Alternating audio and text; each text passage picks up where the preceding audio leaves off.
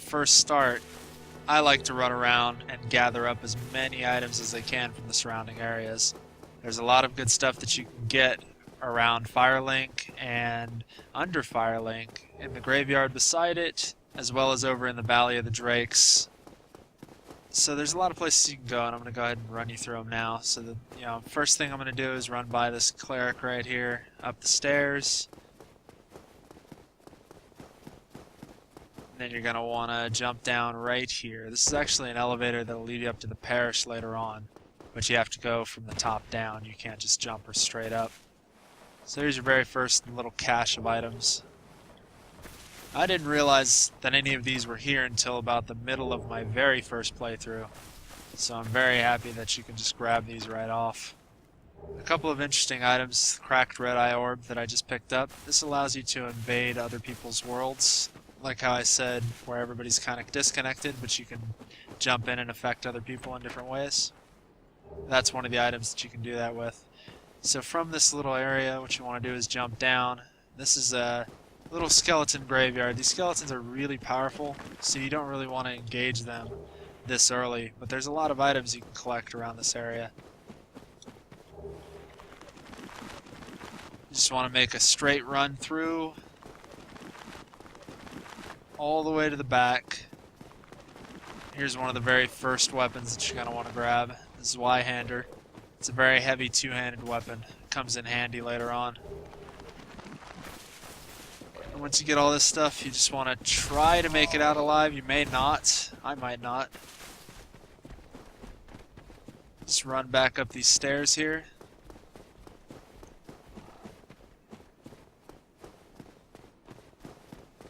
Once you get around the corner, you're back at the area of the bonfire.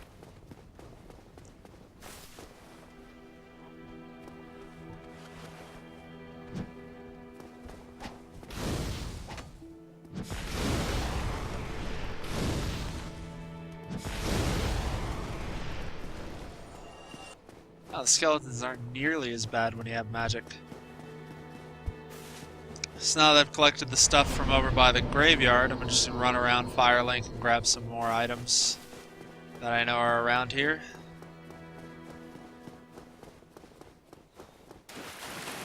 This is just a great idea to do on any starting character, especially while you're so low on souls and low on humanity.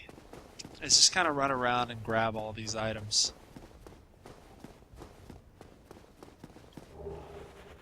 All these souls of the lost undead and souls of nameless heroes, that kind of stuff, that's stuff that you can hang on to, and when you need souls in order to purchase items or to level up, you can go ahead and use those to boost your soul count in order to buy the items that you need.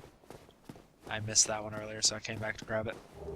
So the next place I'm actually going to go... Oh, I may have jumped into a weird spot here. Here we go. Yeah, so the next place I'm going to go is down to the bottom of Firelink. There's a little walkway right down here, past the bonfire.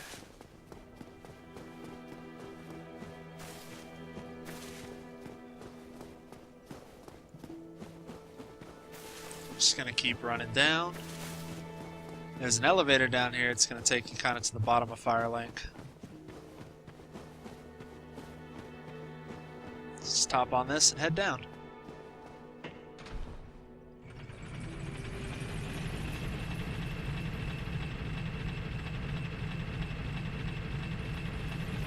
So from here, there's a couple really important items you can grab. The most important that's around here is actually a Firekeeper Soul.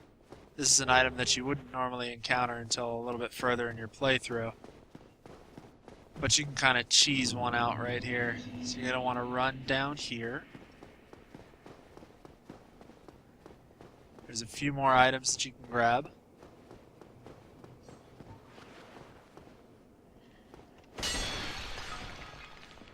Transient Curse is kind of interesting. It's required if you want to actually get any further in this area here, because the ghosts here can't be damaged unless you're cursed. But we're not here to actually get very far. We just want to run in, and there is a Firekeeper Soul just around the corner here. So you want to run by these ghosts, be careful because they hit hard and have a long range. And there's this little walkway kind of hidden under the water. You want to just run by these two ghosts, grab the soul. Now you can die, which you most likely will.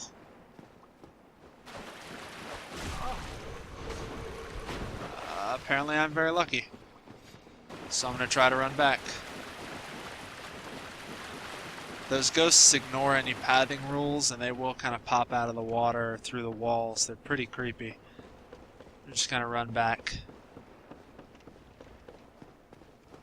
Next place I want to go to is the Valley of the Drakes. Hopefully those ghosts don't continue to follow me because they are very creepy. I don't like them very much.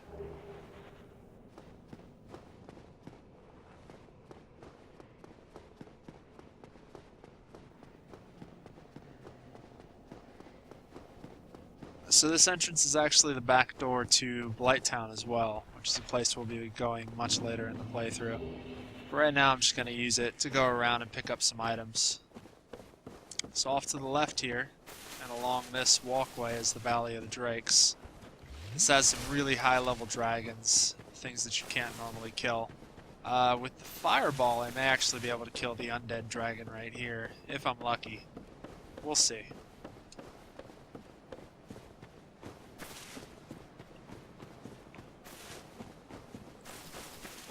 So he's guarding some items here. As soon as you pick up one of them, he's going to come to life. Oh, he's going to come to life as soon as I get here. Oh, and there I go. Okay, so I'm actually going to skip ahead until I get back to this dragon. We'll see you in just a second.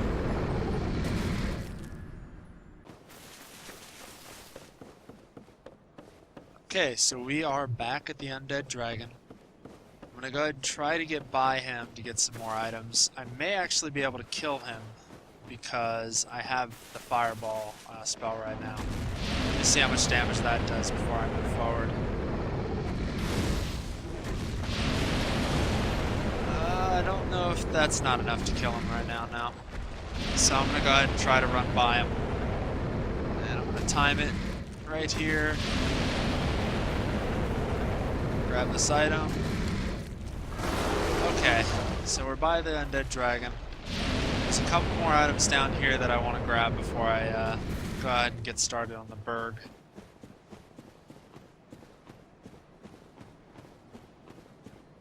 It's a little bit difficult to get by these guys, but if you can, you're rewarded with a whole set of armor that you may not have started with.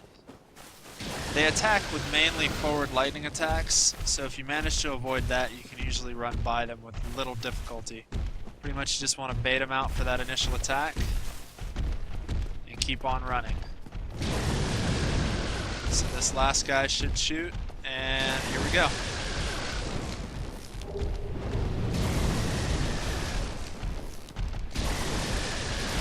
Now I'm gonna go ahead and die because there's no way to get away from these guys.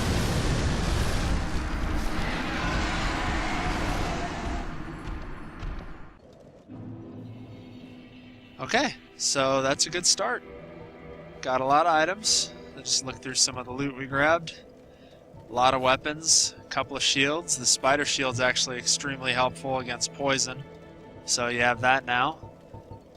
I mean, all in all, definitely worth the time that you spend running. And I hope that helps you guys out starting out your next Dark Souls playthrough. I'm going to go ahead and pause it right here. Next episode I'll be going up into the Undead Berg, pushing towards the first boss, the Taurus Demon. Stay tuned for that. Thanks for watching.